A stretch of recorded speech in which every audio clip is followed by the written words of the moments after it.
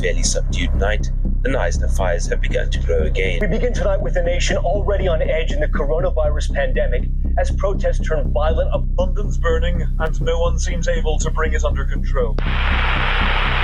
You're listening to Off-Grid Survival, South Africa's first prepper podcast, an OGS media production. We are your hosts, Brett and Ben. Good morning, Ben. How are you doing? I'm very well, thanks, Brett. How are you? I'm good. We've got a special guest today joining us, Richard Barthus from Rich-Wins Firelighters. Yeah. So I think without further ado, we'll jump straight in and have a chat. Rich, how are you doing, man? Very well, and you guys? Oh, good, thanks. Nice to meet you finally, Ben. We've chatted a bit on the phone, and yes. I see Brett almost every day. Yeah, we see each other quite often. Yeah. So, yeah, nice to put a face to the name. And, yeah, awesome. Thank you for joining us. Me, guys. Yeah, it's an absolute privilege. Thank you very much for joining us. Yeah, we wanted to just, you've had quite an interesting life from the chats that you and I have had. Yeah. And, yeah, I wanted to, if you would like to come and chat with us and just tell us about who Richard is. Wow, okay. Yeah. Yeah, that's quite a thing, that, hey? Well, in short, born in Rhodesia. I don't believe in being an ex-anything. I'm an ex-Rhodesian or ex-Zimbabwean. I am a Rhodesian. And, born, stayed there until pretty much end of primary school. Moved through to Pretoria for standard 5. The typical. Yeah, this whole year school thing is, I don't know, but yeah, we're also standards, don't worry. I came from Zimbabwe not realizing that in South Africa you can actually fail. You can be put back. Yeah. If you don't get the grade. And I was immigrant pretty much everything. And I think my Afrikaans really held me back. But it was a tough time in my life as a youngster, being the only child in the class, being held back for a year. So my introduction to education in this country was very much painful, very, very painful. So made it through the second year, standard 4, standard 5. Then we moved through to Belito and went into standard 6 in Stanger High School. So I used to travel from Belito through to Stanger every day on the bus, leave nice and early in the morning. And I kind of took to surfing a bit more than what I should have. And as it's Belito, dude. Come on, man. Yeah, absolutely. So I used to stash my surfboard at the caravan park, and on the way to school, jump off at the caravan park, grab the board, as you would, go down, have a surf for the day. Till the end of the year came, I managed to pass standard 6. I don't know how, but finished that year and was asked, well, listen, we're not expelling your child, but he's not a problem child because he's just never here. You know, he's really, really not here. So that all came out, and the folks says, well, you know what, we love you. Because at that age, you just think you're not loved. Suddenly, your parents hate you. They want to send you off to boarding school, correct? And so off to Maritzburg I went. I went to Lim Park High School in Pietermaritzburg for standard 7 right through to matric. Yeah, it was probably the worst time of my life. At the time, it was obviously you're not mature enough to process these things. Obviously, looking back, I think it was the best thing that my parents could have done. Finished school. I went and studied mechanical engineering at Durban Technical College, and did a sign language course, British Sign Language at the time, which came about a really weird way, but I wanted to open up a coaching academy for hearing impaired people and children. So, because I really excelled in my sport at school. And so, long story short, I studied mechanical engineering, and then I took a gap year and I went to England, specifically to join the Lawn England Tennis Association club, and which I did, and then I got ranked, and I was going to do my tennis coaching papers there. Wow. And a good friend of mine who's actually coming out now at the end of this month, and I haven't seen him since 1993. Wow. It's been a while. He's coming out now, end of this month. He's working in the Seychelles, long story short. But I went to visit him in France, And I ended up staying in France for a little while. Went back to England, broke, and stayed there for another year, travelled around a bit. And came back, just 20 years old, and got married. Yeah, just found myself married at 20. And by 20, so I settled back down here in South Africa. By the age of 25, I had started a paint company with my dad. My dad's an industrial chemist. And we were the first company in the country to bring out a liquid version of the tempera powder paint that we had at school. So suddenly there's now this called tempera liquid paint. Ready mix, teachers bought that. And I grew that business just overnight. 27 years old, I had my own house, 2 properties, boats, cars, bikes, a whole lot. And I grew that business into supplying the government with, through the stationery companies, their tenders for the school boxes. And I put powder paints in that and our products in that, and that used to go countrywide. And I grew that very nicely. I did that for 12 years.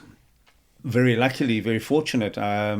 My season was August, September, October, November. And so for those couple of months, I had 40 staff, 20 day shift, 20 night shift.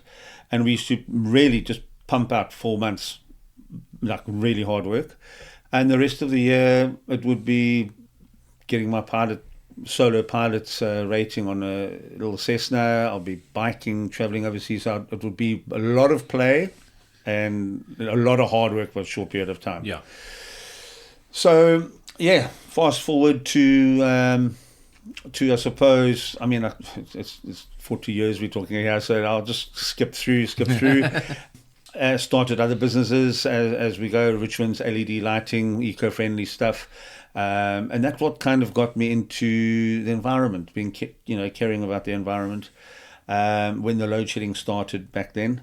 Load shedding's what, nearly 18 years ago now? Yeah, it's if not more. Yeah, that's right. Yeah, in fact, crazy. Just last week, I got a WhatsApp from a guy in Cato Ridge. And he came across one of my products in a company he started working for. And he goes, well, listen, could you tell me what this is? Because it was a backup lighting system. I had an inverter in there, battery chargers, all sorts of stuff. And in a steel case that I mounted up quite high in this massive factory. I had a couple of them, 8 of them. And he had no idea what was in this box. Okay. But he saw my company name on the box. So all these years later, still the same number, got hold of me and said, hey, what's this about? So it's amazing, just a flashback straight back down there. Yeah, fast forward, moving through to Sedgefield. We started a homeschool tutor center 7 years ago, with my wife having done it many, many years prior to coming to Sedgefield. Yeah, we've just integrated into the community here quite nicely. And as of, I would say, the beginning of last year, I pulled away from, I was helping out a heck of a lot with the running of the centre. We rented premises here in Sedgefield, and it was costing us 20,000 Rand a month for the rent. The lease came up for renewal, again for the 5th year, I think. We were in the house for 5 years odd. And my wife said, come, should we go and look at camping as an option of living?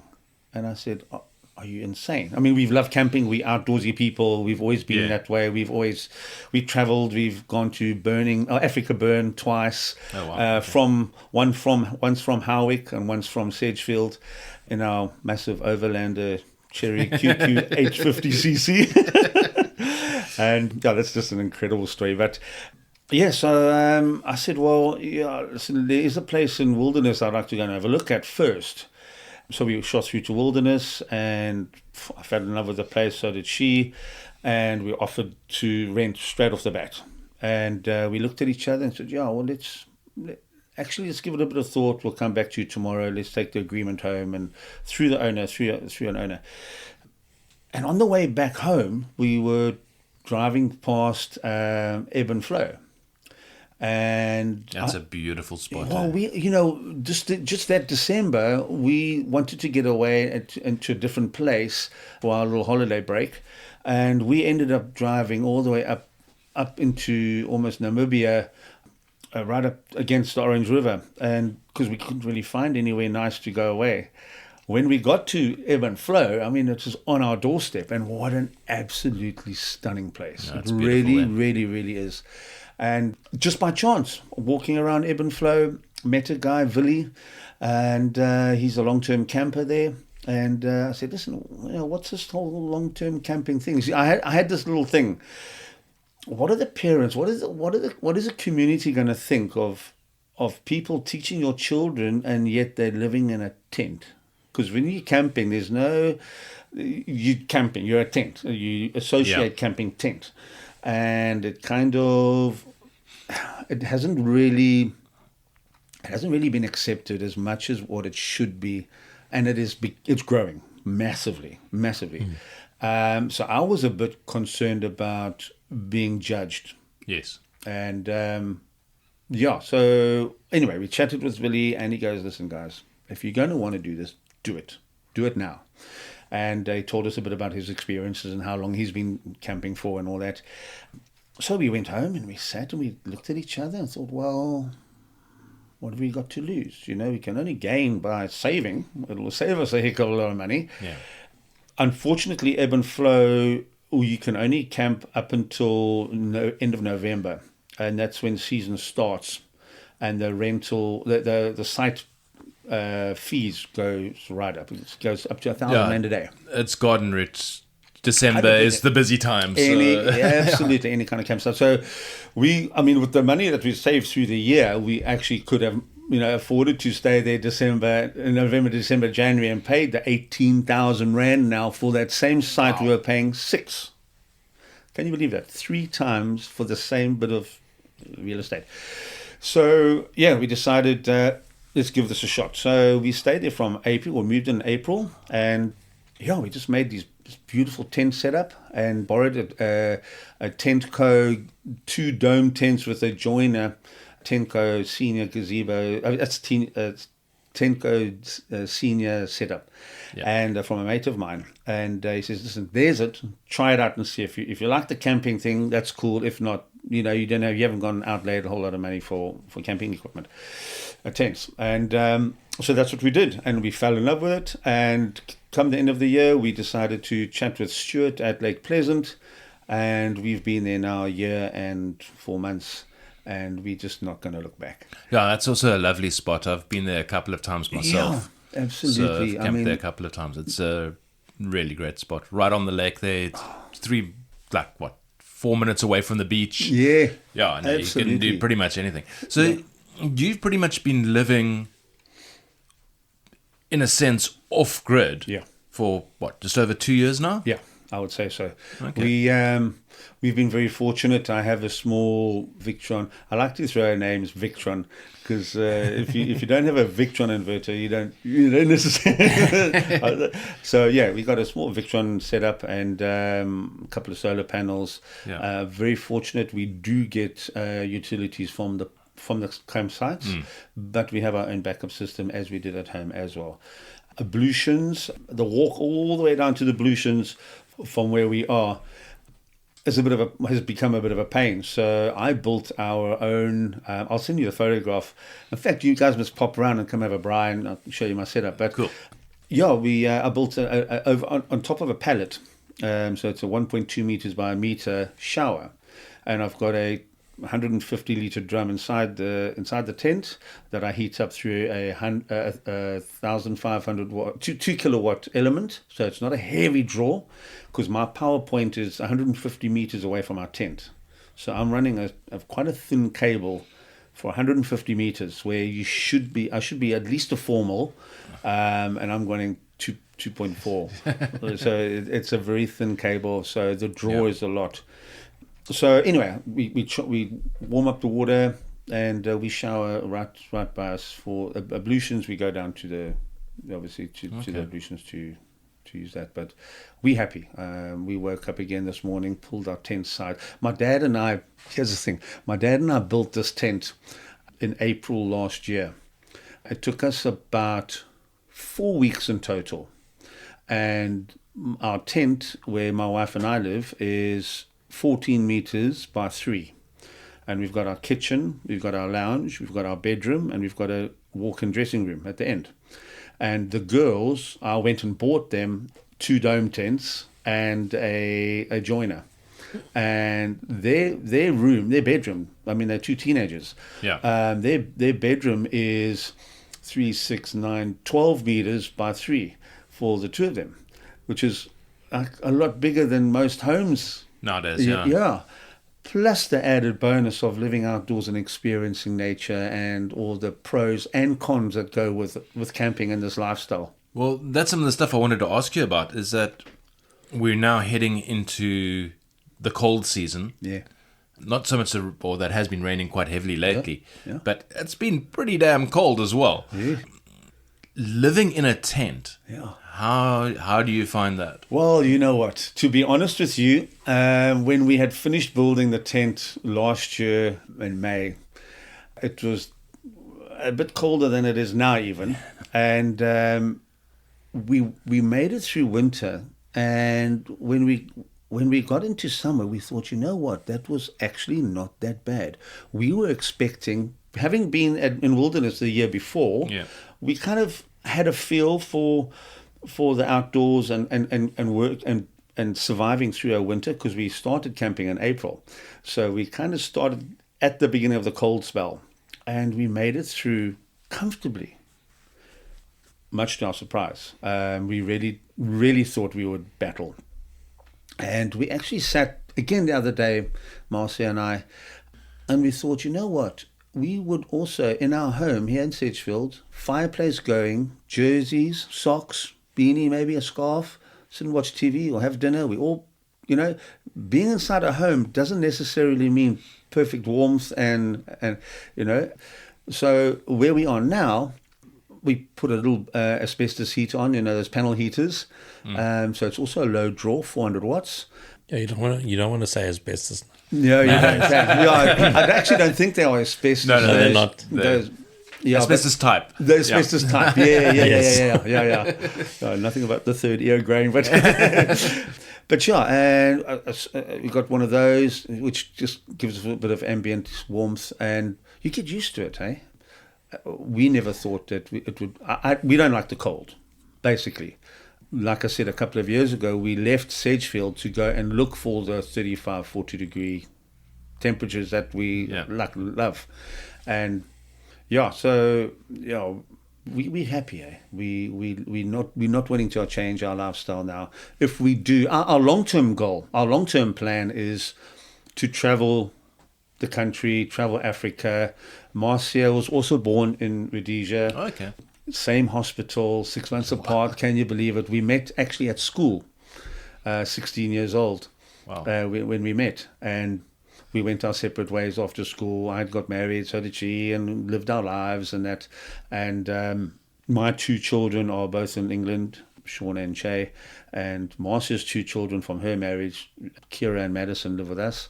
And when destiny is there, it's there. And we just love the outdoors. We love the lifestyle, and we don't want to change it. Hey, we want to travel the country eventually. We are looking at this eco-friendly campsite that's just between here and Wilderness on the beach. It's actually an eco campsite. Okay. And I want to go and chat with him should ever there be an issue. We're very lucky to be at Lake Pleasant Caravan Resort, because the Longstone campers, there's quite a few there. There are a few. There's actually 40. Is it that believe many it or now? not. And when I approached Marcia and I approached Stuart beginning of the year before, he said, "Listen, we typically only have retired folk.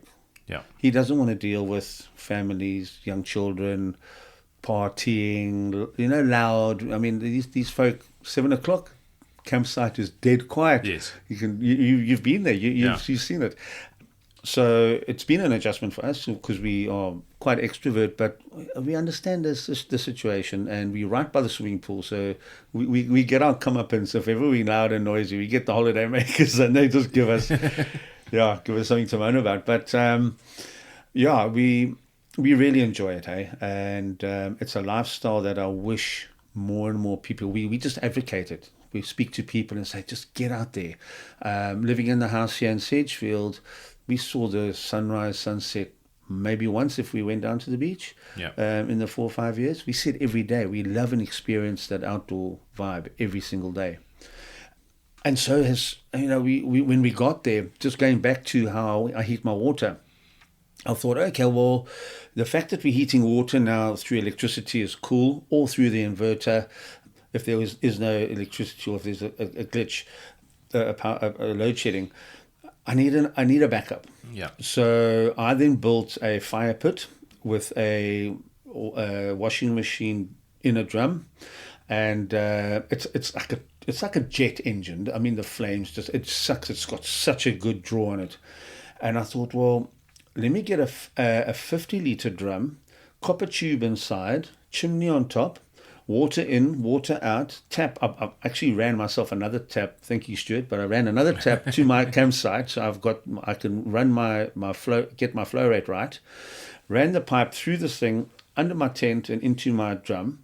So all I do is, if I want hot water and there's no electricity, or if we just choose to, make a fire, chuck the 50-litre drum on top of my bonfire pit, the fire pit, and within minutes that water is 70, 80 degrees, Wow. trickling out into, you can regulate it. I mean, I can make it whatever you want to, but I try and get that So water. essentially, you've built a donkey boiler. Perfect. Yeah. Yeah. You were talking about those the other day. Yeah. Absolutely economical, and you again forced to spend some time outside, running backwards and forwards, obviously making sure the levels are all right and you don't scold somebody with steam like I once nearly did with Marcia. Hold hand. I put it on before I switched the water on, and it built up pressure inside the coil, and then as it came, it just instantly boiled and shot out. Yeah, So if you get your height right of your tank, and so you're running the cold through the donkey and the hot in the top, and you have that thing full, what happens is you get your thermal siphon. And That's right. And then you never have a problem where you can melt your coils. Correct. And it'll constantly That's right. Yeah, as get long- hotter and hotter. Yeah, well, exactly. Now, I can't do that purely because my storage is 7 meters away from my fire pit, and it's only 500 mils off the ground. So Which is higher. in fact, it's not even 7. It's almost the same height. My water storage. That's fine as long as your coil is not higher. Yeah, Okay, because otherwise the hot water will sit at the top. correct. To a point, but Yeah. I mean you can put a little 12-volt pump on it. Oh, yeah, if you want to. Yes, you can. Yeah, But yeah. 100%. Yeah. I built a stainless steel one years ago and tested.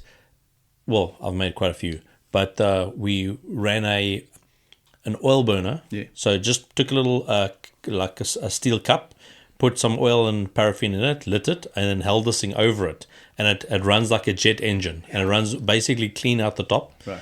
And we filled a one of these black rubbish bins. Right.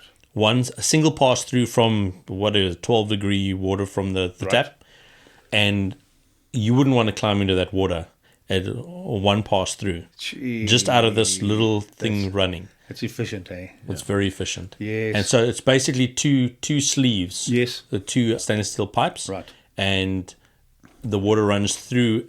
It's just a jacket, and Yeah. we've got a piece of wire on the inside just to make the flow spiral, but it doesn't need to. Yeah. It also helps center it. Yes.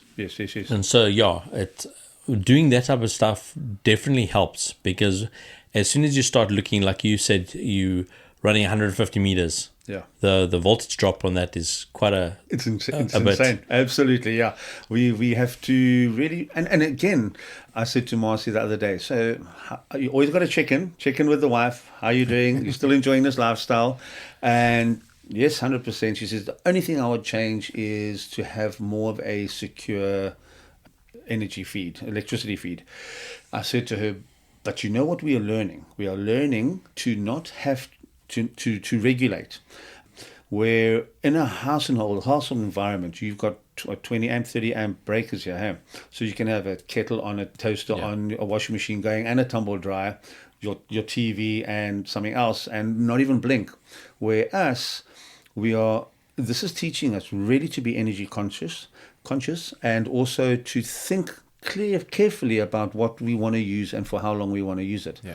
Where we've become spoiled in our the way we live, and in doing this, if we ever had to go back into a dwelling, our electricity bill, I think, will be a quarter of what it was when we were pre-camping. Yes. For sure.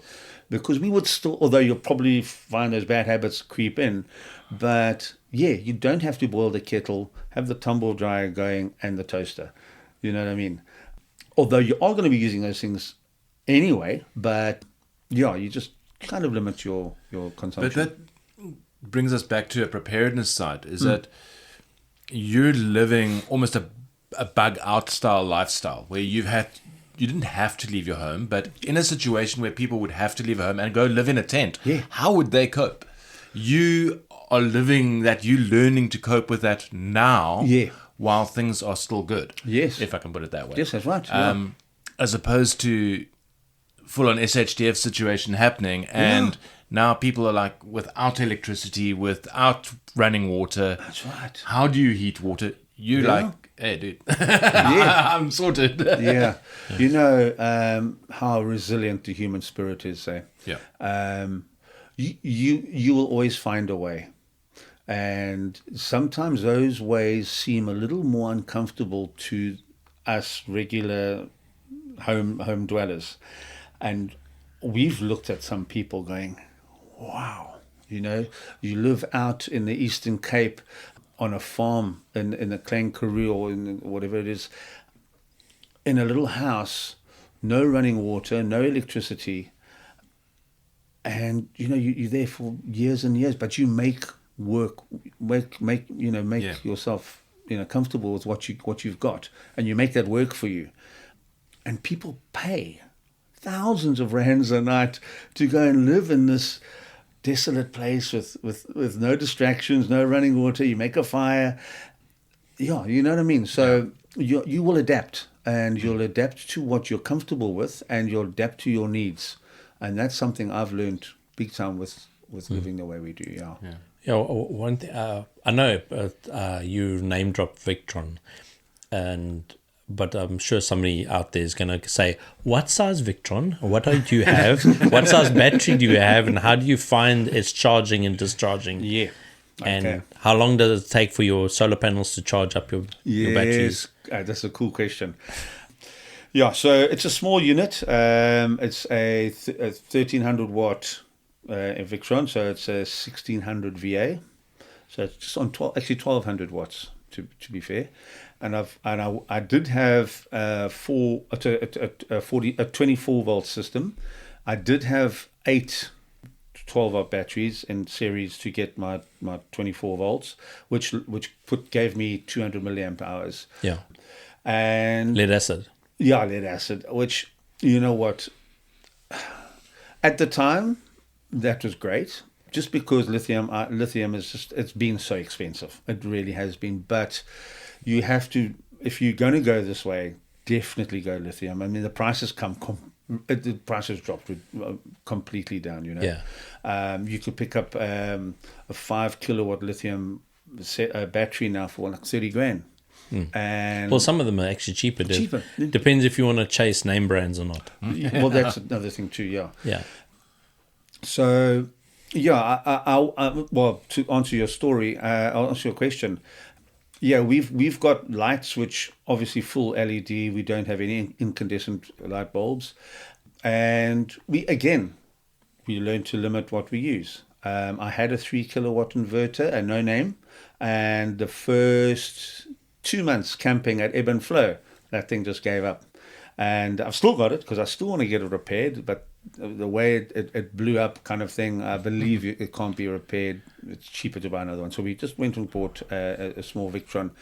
I would like to get a multi-plus. It's a multi-plus we got. I would like to get a 5 kilowatt system for an RV one day and have the two systems in there and run them separately, one as some redundancy, which I think is important. So often we just bang a big unit in there and run everything off it, and when that goes down, you've got nothing. So to have a backup system, system is... Backups are always important, yeah. Yeah, have some redundancy. Your solar panels, where are those? Are they ground level, or... Because obviously you're living in tents, so you can't mount them on a roof. Yeah. So where do you put your panels? That's a good question. I've got my panel. I haven't charged... At this campsite, I haven't charged my batteries with the solar yet. Okay. It's been through trickle charging through the built-in charger in the Victron unit. But I have them two 500-watt panels stacked up against my kitchen wall on the outside, and I have been Stuart have said, yeah, please, if it's going to save me money, put up your solar, But it can also. You've got to remember we're in a campsite, and now if a lot of people come with solar panels, 50-watt, 100-watt panels, maybe one or two little panels that they put to the side. When you start putting up 1,000 watts or 2,000 watt array, then you're starting to homestead a little. You're crossing a barrier, I think. As it is, I've got a gazebo that we park our car under, and I've thought, well, maybe I should incorporate the panels on the gazebo on the roof. Even still, it would start looking a little bit like, hang on, are you settling here? Is this going to be a homestead? Are you homesteading, or are you camping? Are you keeping to the camping ethos, I suppose? Yes, yeah. But then how do you, some guy arrives there with his 4x4 and caravan, he's got 3,000 watts of solar on his, you can ask him the same question, but then because it's on wheels, it's not. It's okay, yeah. So we've got that, yes, we do. So what about having a trailer? Yeah. That you have there, and it's your outside kitchen, but it's got solar panels as a roof. 100%, yeah, and that would be fine. I don't think there would be a problem with that at all. But just the fact that we have got such a big footprint with our tents. Yeah. If we had a 10-meter schoolie bus that would be converted into our home with maybe a little tent on the side for the girls or something. And then we could flap down panels off the roof and have panels. Then that would be fitting. But I just want to make sure that we don't look as though, okay, we're here now and we're going to homestead. We're going to grow mealies and we're going to have some chickens and we're going to have, you know what I mean? But just past where you are, right in the corner there's a guy with this, put a fence around his spot. The guys do, because... The campers walk everywhere. Stuart does allow for you to have pets, so it's a pet-friendly campsite. So people do put little fences around their spots to keep their pets in, because obviously their dogs get out and run into your kitchen and all sorts of stuff. So just to contain, but.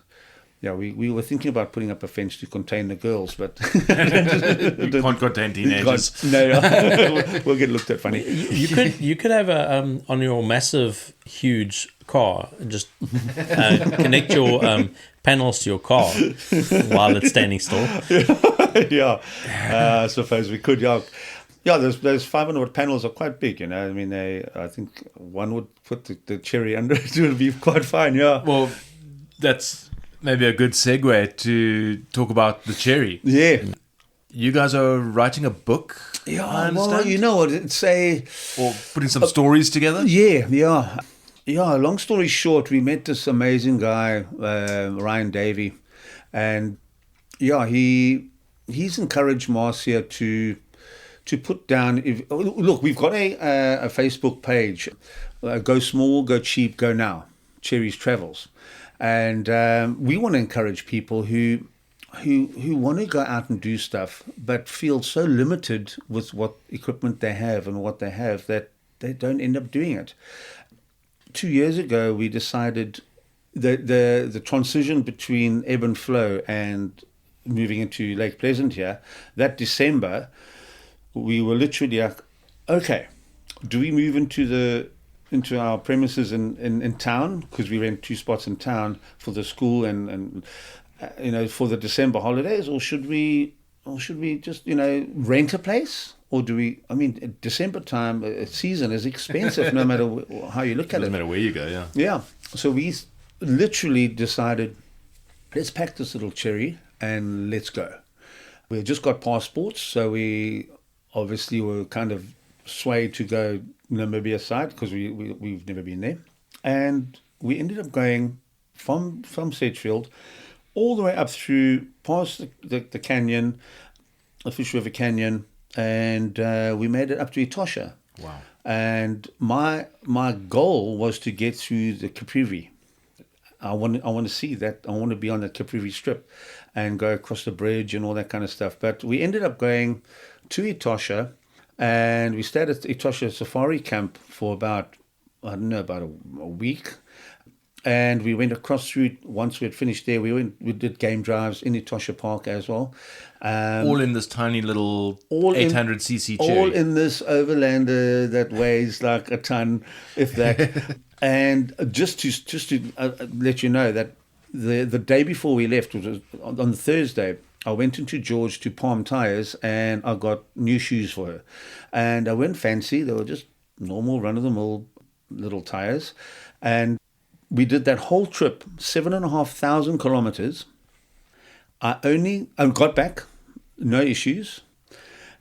I got back in December. Only in March did I go and check my tire pressure. Now, if you think about, if you have any idea where we went and what we did and how we were laden, we did that whole trip, 7,500 Ks in Namibia, where ripping tires, shredding tires is synonymous with the biggest and the best vehicles and tires out there. And we passed a dozen, if not more, big overlanders, 4x4s, shredded tires, 2-3 tires sometimes. The guy had been sitting there on the road for the whole day. And we ended up getting there going, we don't have space to even take your spare tire with us because we are so full. And we can't exactly borrow you a spare. Exactly, yeah. And I mean, we went through to Henty's Bay. From Henty's Bay, we made our way down the coast. And, the bonus in doing that, our fuel bill was 7,500 rand. For the entire trip? For the entire trip. And that was R1 a kilometer in that 850cc in that car. Yes, we had dust in our teeth, and it was 50 something degrees. We've got recorded on many parts of the trip, and we felt every single degree. And we had these Fortuners and Overlanders come past us, and the lady gets out in this big white, beautiful dress, not breaking a sweat, her makeup not running, smells like a perfume factory shop, and Marcy and I get out, sweat dripping, and yeah. So from doing that, really gave us this idea of let's create a go small, go cheap, go now. And let's get people out there. Let's encourage people to, whatever vehicle they've got, look at it, maintain it. You can only do so much, but go. Just go and do it. Yeah. We often don't do things because of what if. And look, you have to be a little bit wise in your calculated route. Yeah, you know what I mean. Yeah, we had to get stuck in Namibia in the sand. Everybody does. Yeah, well, exactly. And we got stuck once, and it was a little bit on purpose by mistake, literally. And just to have that. I mean, I'd never been stuck in the desert before, in a little cherry. So we had to do that. And yeah, so that whole trip really opened our eyes to there's a big, beautiful, wide open spaces that we have. And we looked at people living off-grid completely. We looked at the option of just going to travel, and let's do it. And that is what we're looking forward to doing, is going out there and just traveling the country, traveling Africa, go through Botswana. That going to Botswana, we believe, we follow a lot of YouTube overlanding channels, and it changes the game. The minute you cross the border into Botswana, things change and it becomes real, proper real. Okay. You can break down there and not get found for a week, no problem at all. So Namibia is a lot less likely if you stay on the predetermined routes, there will be traffic, there will be people coming through, but Botswana, it changes, and the wildlife too.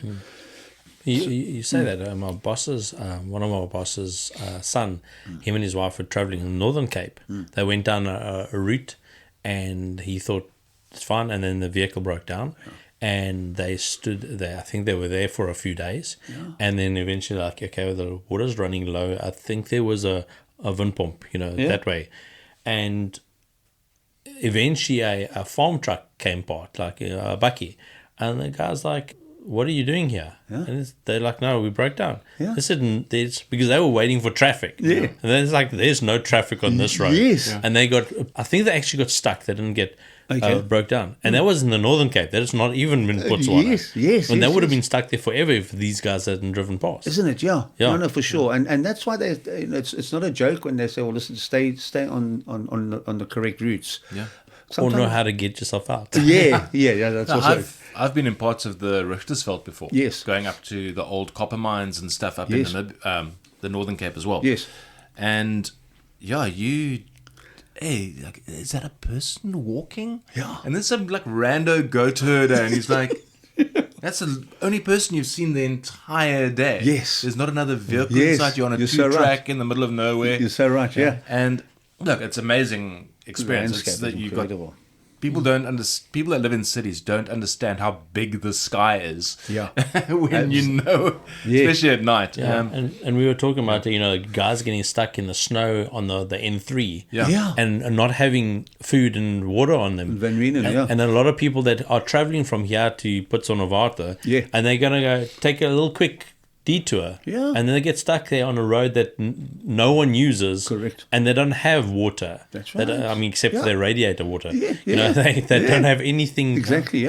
And their level of preparation is because people don't think of situations. Correct. And so they have nothing. And that's one advantage you have is you know what you can store and how long you can store it for, and what you need for a trip, because you have to carry everything with you. That's right. It's like almost hiking with a little car. It is. It really is. It really, really and truly is, yeah. And the gear that you take, again, we're limited in a small vehicle. There's only so much we can put in there, and we do that, and we put a bit more, and we, again, you've got to make sure that when you pack sensibly. And even when you do have a bigger vehicle, I've had bigger vehicles in my past, and you tend to say, well, I've got a 1 tonner here, and I'm almost limitless. I'm not going to nearly pack as much. And before you know it, you've got your fridge, you've got other bits and pieces that you just throw in there, and suddenly that 1 ton is eaten up quickly, and now it costs you more to run per kilometer. If you break down, you need your toolbox. It will always be at the bottom. Then you have to unpack your whole vehicle. That's just the way things work. And so what I did was I took the back seats out of this little Cherry and the spare wheel.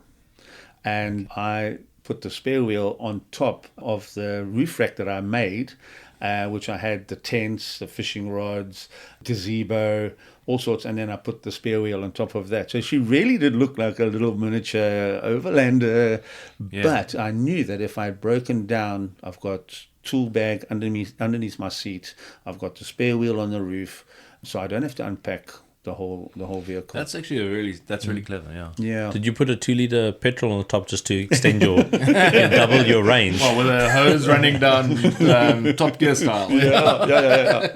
Yeah. Actually, driving through Etosha, I made this really cool visor for the car, because we spent like 8 hours in the park, and the sun, really got through the windshield and trying to take a photograph and all that. So I took one of I had a tent in a divider that I'd just taken with us. So what this was just like a canvasy material, and I took my fishing rod with us on the trip as well. So I positioned these two fishing rod, or ends of the fishing rod, out over the bonnet of the car, and I wrapped the divider, and the whole front of the vehicle just chalk and cheese, cool in the shade, And I thought, you know what, this is a marketable product. That's just the way my mind works. I think, you know what, when these vehicles get hired out in parks, you're not allowed to drive fast, so your wind issue is not too bad. You only can set it up. You can set it up when you get in the vehicle outside the park, and you make it in such a way that the wind won't catch it if the wind does come up. So there's a fail safe, and you've got a big nice shade, almost like an umbrella over your vehicle. And that's... Please tell me you took photos of that. Of course, we've got... Yeah. No, let's get those. We'll put them up on our Facebook Do you, page. do you have a website or something that you... We are going to be can setting show up a website, but we do have the Facebook page, Cherry's Travels, or Go Small, Go Cheap, Go Now. And Instagram also. I'll give you all the... We'll link it all. I'll send you all the links on that, and watch this space. So Marcia's, again, going back to the Marcia story, we are telling the story about our trip to Namibia through the eyes of the car. So it's an exciting read, and it's through the car's perspective. Often we tell stories through our perspective, and we saw this, and we're telling this. Marcia is telling the story through the eyes of the car and the experience of the car, which makes it really it's a good read. We'll put a preview on for you for sure. No, awesome. Yeah. And then the other thing that you quite well known for in Sedgefield nowadays is and broadening out is the Rich-Wins Firelighters. Oh wow! So we've obviously had your stuff on for our competition. Yeah. Thank you. There we go. So the competition that we ran end of the year. Yes. But even since then, you've broadened the range of the products. You've 100%. I've actually got some up on the shelf up there. Yeah, that's really packaging nice. has changed. It's been so great watching this product evolve over the last year and a half. Yes, for sure. Yeah. It's actually tell us, where did the concept come from? Really, really cool story with this. We moved into Lake Pleasant in January last year. Yeah, it was last year. Yeah, and my dad came through, and we were sitting chatting, and he goes, "Hey, my boy, he's 80. He was 80 years old, and he goes, you know, what can we make?" And that's when I started with the boiler and all that kind of stuff. Yeah. And I said, you know, Dad, I saw on YouTube. And the reason I'm telling you the story like this is because I never want to claim that we invented it. This was my idea, never been done before in the whole world, and we can patent it. And wrong on all of those counts. We've perfected it, but we didn't invent it. So I need just to make sure that disclaimer's out there. So I sat with my phone. I said, okay, let's have a look. Let's see what is out there. And we've come across many things that we've built braais, and we've built rocket stoves, and we've done all sorts of stuff based on what we've seen on YouTube and seen on a movie or seen out there, or someone's got in a camper van. Hey, let's make one of those. I think your mind also works a little bit like that. I can make that. I said to my dad, you know what? I've often used tea bags and paraffin. I love that. That's all I used at the house when we were in Sedgefield, and they worked brilliantly. Have you ever used polystyrene in petrol? No, I haven't. No. Is that good? No, you just keep adding polystyrene to a little bit of petrol, and it dissolves, and eventually makes this gel. Okay. You take a little bit on a stick. Well, acetone, I suppose, would work well too. Eh? Yeah, that's more expensive. Yeah. Oh, yeah. It makes a terrible black smoke, though. Okay. Yeah. And so not eco-friendly. No, definitely not. Well, your product is eco-friendly. Yeah, 100%. I'll get to a bit about that as well. So I said to my dad, come, let's have a look. And you know what, Dad? I saw this guy, one of the bush survival guys in the States, and he got these like white things, and he melted some candles, and that was it. And that was verbally, and I didn't show my dad any video. So he goes, okay, my boy. And my dad being my dad, he went home, and he came back the next day with a cotton swab, and he had melted some tea-light candles. I had a whole bunch left over, and I gave those to him, and he came back with this disc that looked exactly like the disc in this guy's video on YouTube. And he says, check out, my boy. Tore it, lit it. He says, watch this now. And we sat there and we watched this thing burn. And this was in, I would say, at the end of June. End of May. I beg your pardon. End of May. I need to. It's also very important to get these dates right. End of April, beginning of May, and 2024. Okay. So anyway, my dad and we got all excited about this and said, "Hey, this could be a thing, you know. I mean, they must be cheap to make. They said it's cheap on thing. You know, just do costings." And my dad went home and he made wicks and I printed out some transfers for him to put on there, and we're having a lot of fun adding stuff to it, Vaselines and colorants and other candles. And we went to Eden store and we bought some red candles to try and make them red, and you know, so. Anyway, we're having a lot of fun with this, and I thought, you know what? Come on, Dad, let's try and make a business of this, you know, of this idea.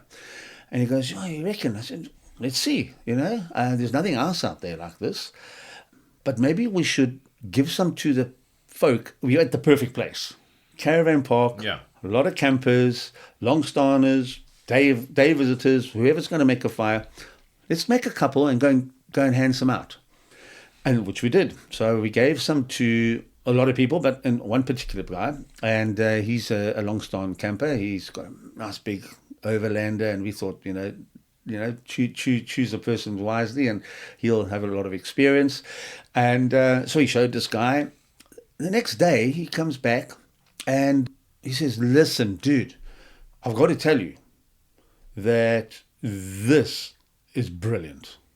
He says, "Seriously, like, the jokes aside, you could make this into a business, put some money behind this, and you could get them into the shops, and you could go from nothing, zero to hero overnight." And I thought, wow, that's so cool. I said, "You know what? Can you put this on video? Can I record you saying this?" And he's like, "Yeah, of course you can." So I made a video of this chappie sending this message, and I sent it to my dad on WhatsApp. And later on that evening, my dad was at the house going, "Okay, wow, that's cool. Let's meet this guy." And he goes, "Listen, you better get this patented because, you know, it's easy to copy. You can copy it with your eyes closed." And I just like, that didn't, I didn't know the guy really from a bar of soap, but just to hear that going, "Oh, it's a really good business, but you need to patent this because, you know, I can copy this with my eyes closed." I thought, well, okay, I'll just, I don't know, something stirred in my stomach, and I thought, okay, ignore it. And long story short, so we started developing, and I used to give this guy samples, and I mean, because of his interest, and he really, really keen to take this product and go, because he's got connections all over the place, and he's got endless pots of money, and whatever you need, we'll do this. And we developed a whole lot of things. Citronella fire starters. I haven't ever showed you one. No. But, yeah. I'm not sure I want my meat to taste like citronella. That's what the thought was, exactly. But, I mean, the fire starter burns away anyway, and you have nothing left over if it was a paraffin. I mean, some people are against using paraffin-based stuff because they also claim, well, you're told, don't start braaiing until the paraffin firelighter is gone. Well, it's not going to affect it. Just that waxy taste, you know. No. But I was thinking about the thing is, like, if you had rosemary or thyme or something actually in it, and it was burning up as well, you'd have that fragrance coming. I don't know what that would smell like. Yeah. But just that, and that's another thing I'll show you. Yeah. But I mean, since then, I've seen charcoal advertised that it's got flavors. Have you guys seen that? No. You haven't? Okay, I'll send you a link. It's available in our shops, not at Spar, but or local outlets. But in George, I've gone to two stores, and the guys have got different flavored charcoal. When you say flavored, like flavored, you light your charcoal and the smells of ribs. That one will smell of pork. Oh, this one it actually has a. Why? You know, when you want to sell something, the easiest way to sell is put some boerewors on our thing, and everybody their noses come. You know what? So now you don't even need to put boerewors on. I sold a house just like that. My house in Hillcrest. Well, I got wind of somebody saying to me, "Listen, you want the buyer to buy your house? put a pot of coffee on it on the Coffee. on. Coffee on the pot of coffee and some cookies in the oven. Yeah. I'm telling you now, and people walked in there, boom. So that's a real thing that. But yeah, so long story short, yeah, Dad and I, again, we are backwards and forwards, and we're developing, these firelighters, and I really must give 150% credit to my dad with this, Winston, and that is how we came. Is that the wins in Rich-Wins? Thank you. Okay. Yeah. So we said, well, you know what? If we're going to do this, what are we going to call it? And we've got Rich-Wins Handyman, because my dad and I used to do handyman work. We've got Rich-Wins Eco-Friendly, Rich-Wins LED backup systems, because my dad and I used to do the backup systems. So it's been a theme for us. And I said, okay, well, let's do Rich-Wins Firelighters. Yeah. And it's just stuck. And the design is pretty cool. Yep. Yeah, so I'm just so lucky that, 52 now, and I'm working with my dad. He's 81. Well, I've met your dad quite a few times. Yeah. You wouldn't say he's 81. He's got a lot of energy. He's a real character. He really is. He really is. Yeah, and I'm just so lucky. I'm lucky, and I really So carrying on a bit about the story. So this said chap, I really don't want to mention names because it's not about name dropping or anything, but. Yeah, things progressed. He took samples up to his family in Joburg, who's going to get the product into Take-A-Lot and all the spas and all that. And he wants to do the books for us now. Suddenly he's like, he's not being a bit forward, but a bit something in my stomach. And I had to use the analogy with this guy. I said, listen, we had meeting after meeting after meeting. And he's saying, right. And so he says, can you produce enough of these, because you need to produce these by the 1,000. And watching the guy on YouTube take a cotton swab, melt a candle on a fire, dip the swab into the wax, and lay it down on a bit of tin foil and let it sit. And once the wax hardened, it just peeled nicely off the tin foil. And I thought, there must be another way to make these, because if we get an order for 500, it's going to take a long time. If we get an order, if we're going to supply a shop or a spa or something like that, we need to make these by the 1,000, and we can't have 500 people just putting them onto tinfoil, So I said to my dad the one day, I said, Dad, I need to make a machine. I need to get a system to make these things. If we need to make 1,000 in a day, it can be done. He said, hey, my boy, you can try, but it's going to take months, because that's a tall ask. And I said, no, Dad, I want to do it this week. And he laughed it off, and we had a bit of an argument, like don't knock me down, Dad, I can do this. And it just came. I was sitting there and I visualized what is needed to make these things on scale. And I've got it down now to being able to make, ready for packaging, 1,000 an hour from nothing. Nice. From raw material to finished, customized, printed product, usable. In an hour, I can do 1,000. And that's on one system. And so if we're going to scale up, we can just have 5 or 6 of these, and we could easily turn out 10,000 of these firelighters in a day. And I had to be very careful when I was having all these meetings with this guy, because I just don't want to overpromise and underdeliver. Yes. Never. So I had to make sure. And it started going. He asked for these, and I would bring, all sorts of stuff. And I also want to just tell you a little bit about, you need to trust your gut. Trusting your emotion, trusting your head is one thing, but when you start listening to what your stomach is saying inside your chest, then you're in tune with yourself. And I was having a chat with the guy, and he said a few things, and I said, okay. He said, so how do you feel? Can we sign contracts? I said, thank you. I've now I want to use an analogy. I've bitten off what we've spoken about. It's gone in my mouth and it's going down the back of my throat. All my senses are attacking what we've been talking about. And once it's sitting inside my stomach, if I feel a kick or if I get a bit of a tummy ache, I'm going to have to let you know. And that's what I did. I had to say to him kind of bluntly, I'm sorry, but I just don't trust you.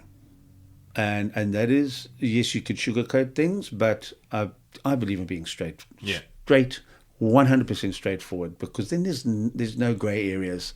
Just with the contradictory things that were said and how things could be worked, it just red flag after red flag after red flag, and my stomach said, Rich, don't go there.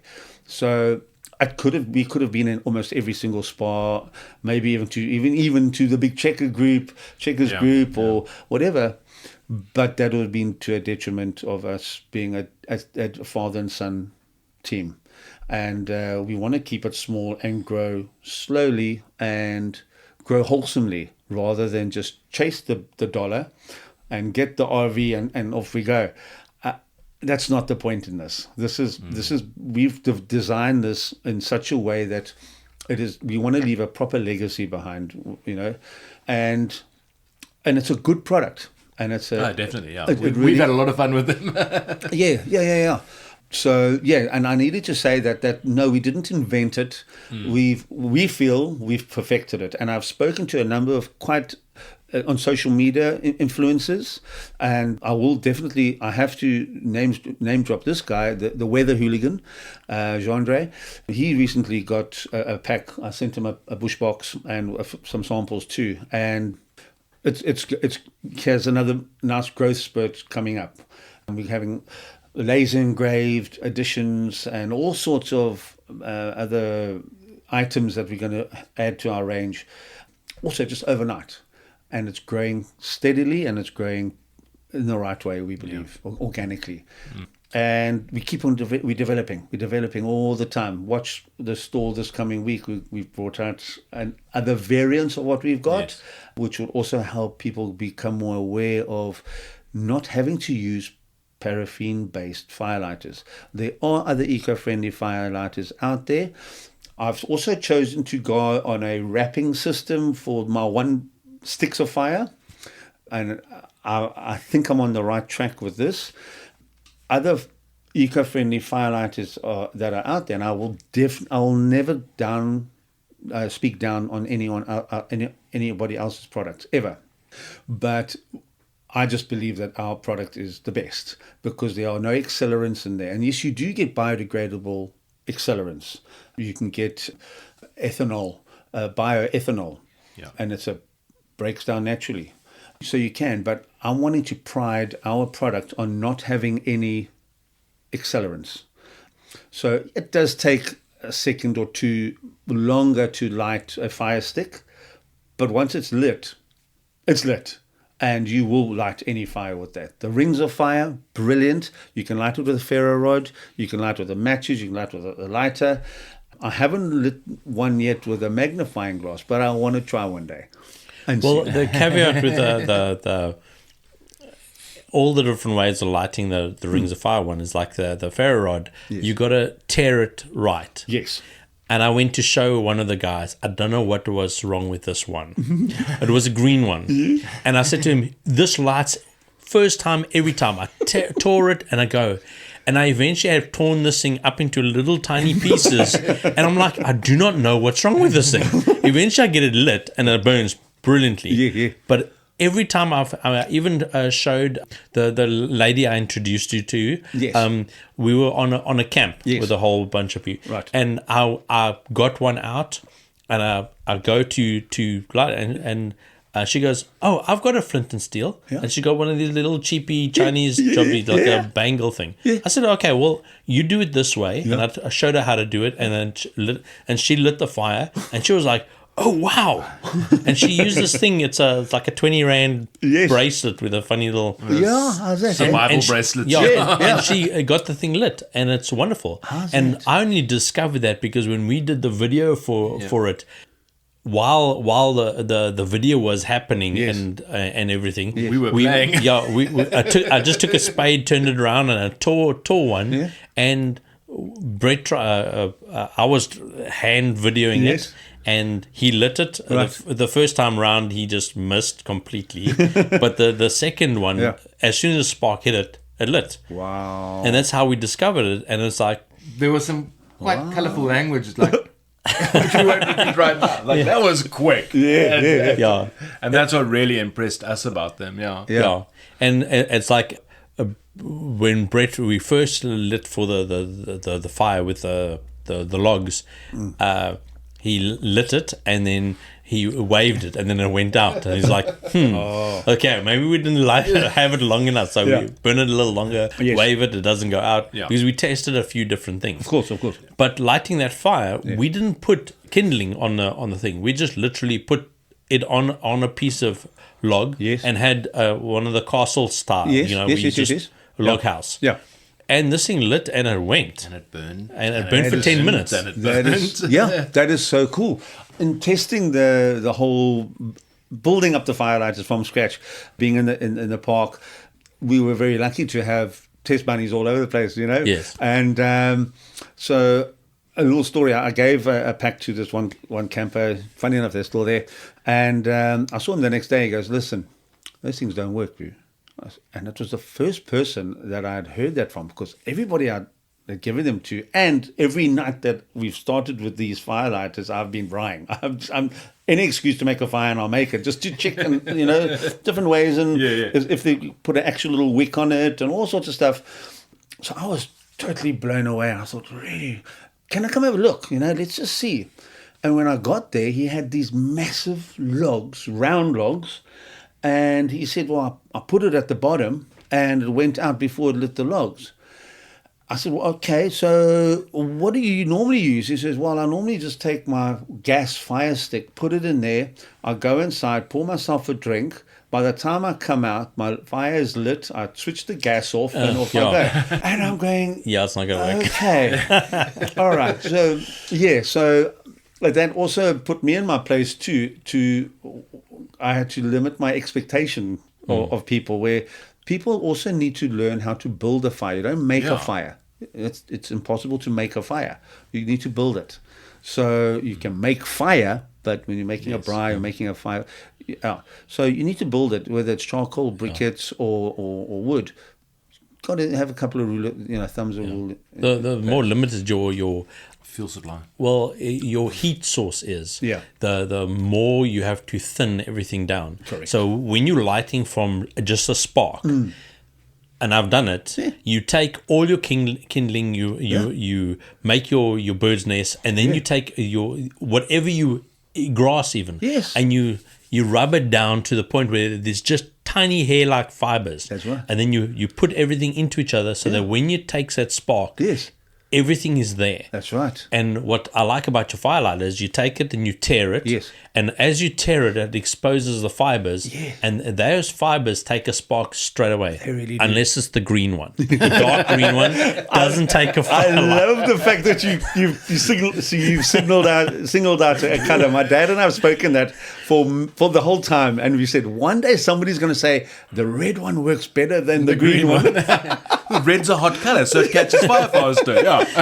No, I don't know. That's so cool. I even had, because I took it to a youth group and taught them how to do this. So I just cut them into quarters and then I showed them how to use a ferro rod. Yeah. And because all of them, they need to learn to make a fire with one match or alternative method. Right. Okay. So a ferro rod is best because you get multiple tries. Yeah. Because all of them go for one match. Yeah. And a box later, the thing is still not lit. And you're like, no, guys, you have to build a fire, like you say. Yeah. You have to stack the amount of material you need is huge. Yeah. And I've done camping like backwoods rough style. Right. So a friend of mine and I, when we go out, oftentimes I'll start making a fire, and then I use Vaseline and cotton wool. Yeah. And then Perfect. I don't use that. Yeah. And I'll go literally the old-fashioned way, just with a ferro rod. Yes. My brother and I tried years ago. We had a competition to see who could light a fire just with rubbing sticks together and stuff. Yes. What we kind of didn't think about, we were in a gorge in the Knysna forest, which means everything is damp, if not wet. Yes, yes. So I managed to get smoke, but I did the groove method, where you run up and down in a groove. Right. I did get smoke. Yeah. But that's where it stopped. Yes, yeah. No, with that one, you've got to have really dry, and you've got to have a hard and a soft wood. Yes, and that's a skill. It's, you know what, and I'm glad we're talking about this because, you know, a lot of the youngsters of today, you know, where does milk come from? It comes from Spa. How do you make a fire? Well, briquettes. Blitz. A lighter. A lighter. Yeah. You know what I mean? So teaching children and honing that skill of making the most important source of energy on the planet today, fire, by hand. I mean, one of the best examples. I know it's a Hollywood thing, but one of the best examples of the joy or achievement of making a fire is Castaway, Tom Hanks. Yes. Where he tries everything and eventually he's like, fire! He finally made fire. Yes. We another channel we watch is YBS Youngbloods, an Australian guy, and he just lives in the sea, on the coast, spearfishing, diving, all sorts of fishing, and every time he cooks his fish on the beach, we got fire, baby! You know? And it's just and it kind of sticks with you, you know, because it's an achievement. Whether you've poured petrol on there or you've sat with a stick and you've really made a fire, it's an achievement, and it's you that energy that you've created is just insane. You know, you can do so much with it. So so just fast forward to now, we've got a bunch of products coming out still again. Father's Day is coming up soon. We're having a limited edition Father's Day bush box, so watch the stores for that. And some other products, This episode should be out before Father's Day, I think, Yeah, definitely, We Do you have some place that they can go look for the Father's Day thing? Well, mainly on our Facebook page, Rich-Wins Firelighters. Okay. They can order directly. We are trying to collaborate with a few different outlets. Some people have online stores. They may not carry a huge stock with them, but they'll just order through us and ship it like we spoke about. Yeah. So there's a lot of ways and means to get into the likes of Take-A-Lot. You got to be on a different level, and you know that's not where we are at the moment. We will grow one day, and if it ends up being down there, it will. But for now, we're happy with the way we are. So you're in a couple of retail stores, around the garden route, spas. Yes, I'm trying to work the network in spas purely because I've spoken to the guys at the distribution center, and they say that you need a certain number of spas under your belt to then start going through the distribution side of things, which again, you scaled up your business quite a bit. It can go from just supplying 4 or 5 spas, which is doable, plus campsites, plus private people. I've got 300 places where these products can be sold at. And it goes from Airbnbs to self-catering units, 4x4 fitment centers, hunting outfitters, retail, garages. It's almost endless. Yes. So, I would like to get the product in most places, but I would also like to grow this business slowly and sustain it and not grow too big. Well, one of the things we discussed when we started this podcast was spotlighting small South African businesses that are in this survival preparedness field. And I think Rich-Wins definitely falls into that category. And if anybody is interested in getting hold of it, we'll link everything onto our Facebook page. Thank you. I think we're already following each other on Facebook. Absolutely, for sure. I know I have shared some stuff on there before. But we'll put out all the links onto all our socials. Yeah, thank you. This is also, just in case you're listening to this on the Spotify version, this is the first episode that we've filmed, and it will be coming out on YouTube as well. Oh, wow. If I can get the editing right. Otherwise, we're just going to go straight with our normal audio. Yeah. But Oh, before we go, Yes. try and Okay, log sorry. off or something. What about the secret ingredients that go into? So how do you make it, dude? So how do you get the colors? The colors, well, just dye. Okay. Yeah, Very good. yeah, it's a dye. So, and I mean, when you've got a bunch of dyes, you can really blend. And coming from the paint side of things, it's right up our alley. I mean, I started off with, I think, 7 colors. Yeah, I think there were 7 colors I had previously, and I've kind of dropped it down to 4 now. 4 or 5 manageable colors. Including green, apparently. And green, yeah. Well, I think you see that bivvy one. That color one doesn't light. There's a ring of fire up top there. Yeah. Okay, yeah. Well, maybe it was only the he put like fireproof wax in it. Special, especially for hard to light candles. Yeah. Just a little one on, you mentioned, local, try and keep with the local theme.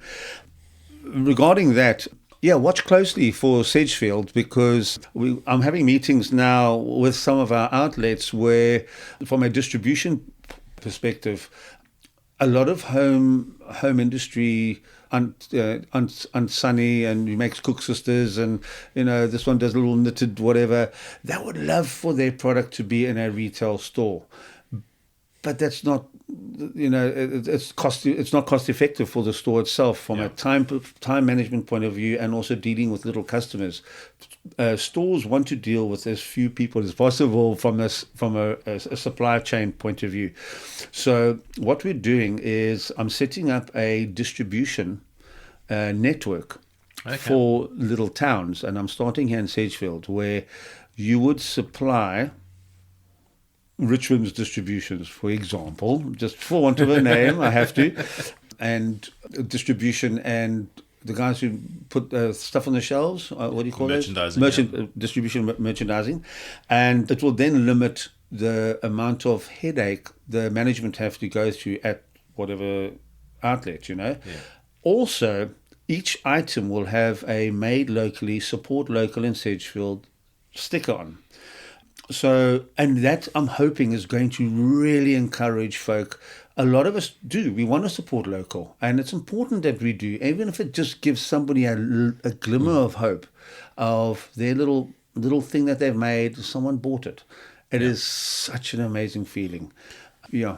So, are you going to have like Rich-Wins marmalade produced by Tani Sunny? No, or absolutely not. You're going to have your brand. It's nothing changes. For example, our firelighters, Rich-Wins Firelighters, will have just a little sticker going made locally in Sedgefield. Okay. No, what I'm saying is, if you as a distribution center or thing, would everything fall under one brand? No. You keep your brand. Okay. Keep the brand, but it'll be branded. It will be known with regards to that made locally in Sedgefield sticker. So I am in talks with the guys where we're going to hopefully have a section, a shelf 2, 3. Let's see how we can grow it. Let's see if it works or not, and advertise through social media. Guys, support Sedgefield, because we have that at the moment. Yeah. We have a really strong following of people wanting to support local. But where do they find these local things? So at the Saturday market. Well, that's it. But you want to buy stuff the whole week, yeah. Correct. And also, so it's about foot traffic too. So a couple of shelves at whatever store with only made in Sedgefield, made local product on that shelf. But in Sedgefield. In Sedgefield. So if it is in Knysna, it would be a...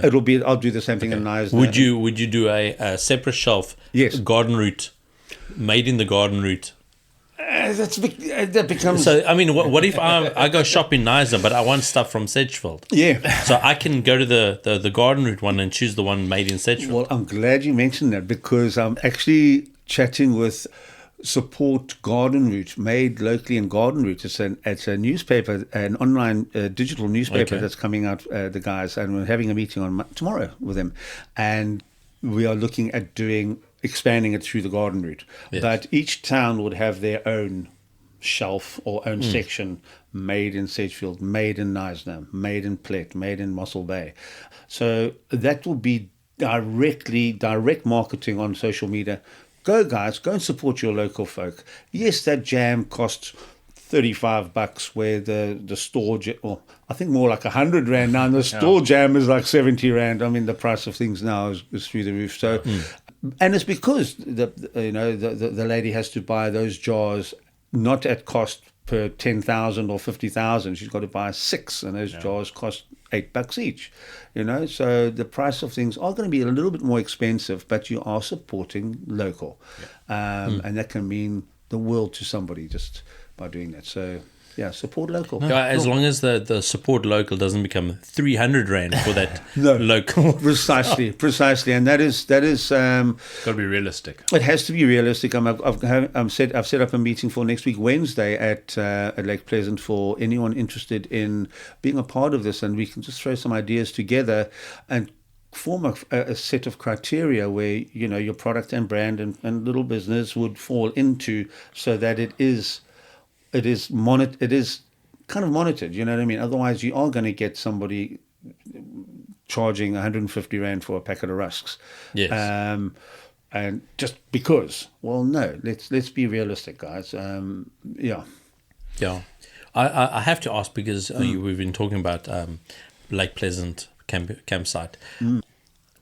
Have you had the fully loaded chips at Legends? Man, come on, dude, come on, hey!